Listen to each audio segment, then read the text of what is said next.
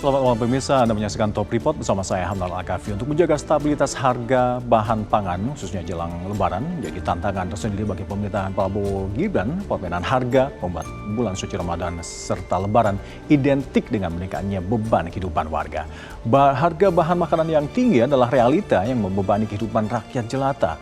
Rakyat tidak peduli apakah kenaikan harga bahan makanan ini dipicu spekulasi atau persoalan distribusi. Yang rakyat inginkan adalah stabilitas harga agar faktor ekonomi tidak mengganggu persiapan hari raya. Benarkah kita hanya bisa pasrah menghadapi lonjakan harga ini? Sebagai sebuah keniscayaan, kami telah menyiapkan reportasenya untuk Anda berikut ini.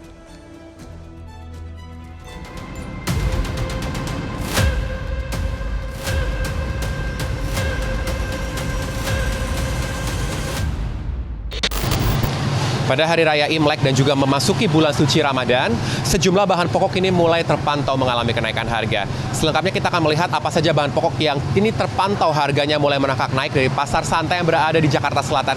Kita akan berbincang dengan salah satu pedagang. Halo Mbak, boleh bergabung dengan Metro TV sebentar Mbak? Nah, ini dengan Mbak siapa nih Mbak? Mbak Santi. Mbak Santi, ini kan masuknya bulan suci Ramadan dan saat ini lagi hari raya Imlek nih Mbak. Untuk harga bahan-bahan, apa saja sih Mbak yang udah mulai naik harganya? Yang mulai naik cabai Mas ya. Cabai jenis apa Mbak yang udah mulai naik? Cabai rawit. Sekarang harga berapa Mbak? 120. 120.000 dari normalnya? Normalnya 80. 80 jadi 120 ya Mbak ya? Selain cabai, ada mungkin sayur-sayur atau bawang gimana Mbak? Sayur kayak bayam, kangkung itu yang naik. Per ikat berapa dan sekarang dulu berapa Mbak? Biasanya kan 6.000, 5.000. Sekarang 8.000 nyampe 10.000. Itu per ikatnya. Kalau untuk bawang gimana Mbak sekarang? Bawang naik dikit sih Mas. Dari berapa sekarang berapa? Dari 55 nyampe 60 sekarang. Untuk bahan-bahan pokok itu biasanya udah naik dari kapan sih Mbak? Ya semenjak musim hujan mungkin ya Mas ya. Musim hujan ya Mbak ya? Berarti ini apakah karena faktor hujan atau karena apa sih Mbak harganya kok jadi naik? Karena barangnya susah juga ya. Oh, barang susah dapat ya Mbak ya?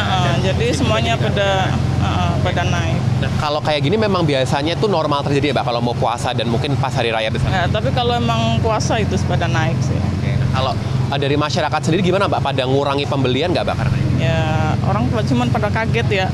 Biasanya harganya ini pernah naiknya kan kayak nggak ini terlalu banyak gitu naiknya. Oke. Nah, Mbak kalau misal ini kan tadi ada cabai, ada sayur, ada juga bawang. Nah, selain itu juga biasanya ini naik akan sampai kapan sih Mbak? Apakah nanti sampai akhir mau masuk Lebaran atau biasanya akan turun lagi Mbak? Ya, biasanya sih nyampe Lebaran juga ini sih tinggi dia bakal naik. Seperti biasa, kenaikan harga menandai datangnya bulan puasa. Dan hampir dapat dipastikan kenaikan harga pangan terus berlanjut hingga Lebaran. Kenaikan harga bahan pangan seperti sudah menjadi tradisi tahunan, atau lebih tepat disebut penyakit kambuhan. Presiden berganti, tidak satupun yang mampu menyudahi fenomena tahunan ini. Dari tahun ke tahun, pola kenaikan harga tidak jauh berbeda. Menurut sumber resmi, stok disebut aman bahkan berlimpah. Namun harga di pasar naik tanpa dapat dicegah. Kenaikan paling mencolok terjadi pada harga cabai, disusul bawang, daging ayam, dan telur. Komoditas-komoditas yang bukan barang mewah, melainkan kebutuhan makanan harian rumah tangga. Masyarakat di Kabupaten Tuban, Jawa Timur mengeluhkan lonjakan harga bahan pokok. Komoditas yang mengalami kenaikan paling signifikan adalah cabai. Harga cabai rawit merah dari Rp60.000 per kilogram naik menjadi Rp100.000 per kilogram. Pasar tradisional Cihapit, Kota Bandung juga mengalami kenaikan harga yang cukup drastis. Harga cabai rawit merah misalnya naik 2 kali lipat dibandingkan harga normal. Sehari menjelang bulan puasa, bumbu dapur juga mengalami kenaikan harga. Para pedagang berharap harga dapat segera stabil agar masyarakat tidak semakin tertekan di tengah meningkatnya kebutuhan selama bulan Ramadan. Kenaikan harga daging sapi juga terpantau di Pasar Inpres Kota Lubuk Linggau, Sumatera Selatan. Harga daging sapi dari Rp130.000 per kilogram naik menjadi Rp140.000 per kilogram. Kenaikan harga di pasar hanya mengikuti naiknya harga jual sapi di tingkat distributor dan tingginya permintaan konsumen.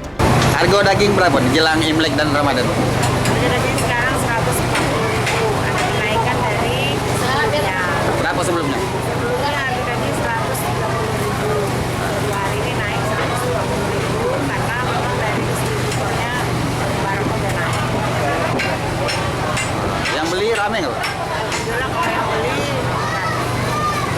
Sehari bisa terjual berapa? Kalau hari ini cuma 1 ekor. Ramadan memang selalu diiringi peningkatan konsumsi rumah tangga. Dipicu tradisi berbuka bersama hingga persiapan jamuan di hari raya. Namun di balik lonjakan harga, kerap terjadi praktik spekulasi dan penimbunan. Ketika pasokan ditahan, padahal permintaan melonjak, harga dengan mudah terdongkrak. Dampaknya menjadi parah bagi kelompok berpenghasilan rendah. Berdasarkan data Badan Pusat Statistik per September 2025, jumlah penduduk miskin sebanyak 8,25% dari total penduduk Indonesia. Bagi mereka, kenaikan harga cabai atau telur bukan sekedar fluktuasi angka. Gonjang-ganjing harga adalah ancaman langsung terhadap kualitas asupan nutrisi mereka. Ketika harga kebutuhan pokok naik tajam, rumah tangga miskin terpaksa mengurangi konsumsi harian atau mengalihkan anggaran dari kebutuhan lain seperti pendidikan dan kesehatan. Dalam jangka panjang, kondisi ini berpotensi memperlebar kesenjangan. Kontrol price ya, sidak pasar, harga pasar seperti apa. Kalau misalkan ada kenaikan kan bisa dilihat ini faktornya dari apa gitu. Apakah ya ini sih udah lumrah ya, kalau mau lebaran pasti telur naik, segala macam, mentega naik karena ada bikin kue segala macam. Tapi seharusnya pemerintah harus turun ke pasar langsung untuk kontrol price. Ini mau Imlek emang naik. Ya kayak harga timun jadi dari 5.000 jadi 8.000, telur jadi dari 30 jadi 33. Ya pengennya sih harganya stabil aja gitu. Kita juga ekonomi lagi kurang. Kenaikan harga tidak hanya dikeluhkan warga. Pedagang pun mengeluhkan kenaikan harga karena membuat omset turun. Di Pasar Kranji, Kota Bekasi misalnya, harga sejumlah bahan pokok mengalami kenaikan sejak beberapa hari terakhir. Harga ayam potong per ekor naik Rp5.000. Daging sapi naik Rp10.000 per kilogram. Harga telur ayam tembus Rp32.000 per kilogram. Kenaikan harga yang tinggi dirasa berat oleh pedagang maupun pembeli. Pemerintahan berganti, namun mekanisme pengawasan harga di pasar tetap sama, yaitu dengan menggelar sidak atau razia. Pekan ini, tim Satgas Pangan Polresta Sidoarjo bersama Badan Pangan Nasional melakukan sidak harga kebutuhan pokok menjelang Ramadan di pasar tradisional Larangan Sidoarjo. Dalam sidak tersebut, didapati harga daging ayam potong dan cabai rawit merah mengalami kenaikan signifikan. Kita melakukan pengecekan, ada beberapa temuan, yaitu di mana untuk daging ayam itu mengalami kenaikan, yaitu di angka 41.000 dan 42.000. Di mana untuk ayam itu tidak ada HET. Dan yang kedua yaitu cabai rawit merah. Tadi berdasarkan hasil wawancara dengan para pedagang, bahwa harga itu meningkat karena musim hujan, jadi untuk stok juga agak sulit. Jadi harga cabai merah rawit meningkat di harga Rp90.000. Harga daging ayam potong naik di kisaran Rp5.000 per kilogram, sedangkan harga cabai rawit merah melonjak hampir 2 kali lipat dari Rp50.000 menjadi Rp90.000 per kilogram. Menurut pedagang, kenaikan harga dipicu berkurangnya pasokan dari produsen. Barangnya tidak ada, Pak. Telat memang kosong. Jadi barangnya itu omsetnya cuma sedikit. Makanya mahal terus.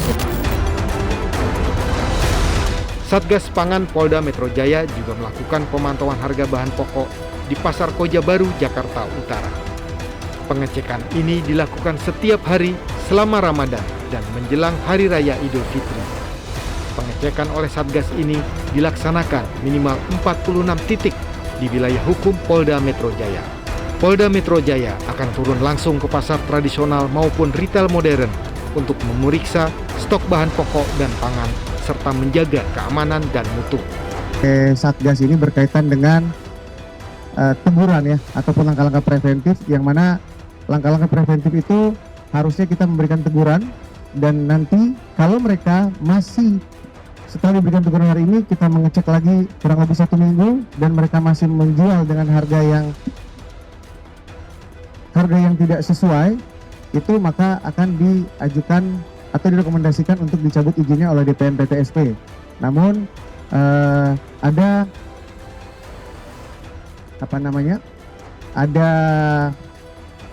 kendala yang dihadapi karena mereka pedagang ini tidak mempunyai izin berusaha, maka dari itu kami juga menggandeng dari PD Pasar untuk bisa melakukan intervensi tersebut. Jelajahi cara baru mendapatkan informasi. Download Metro TV Extend sekarang.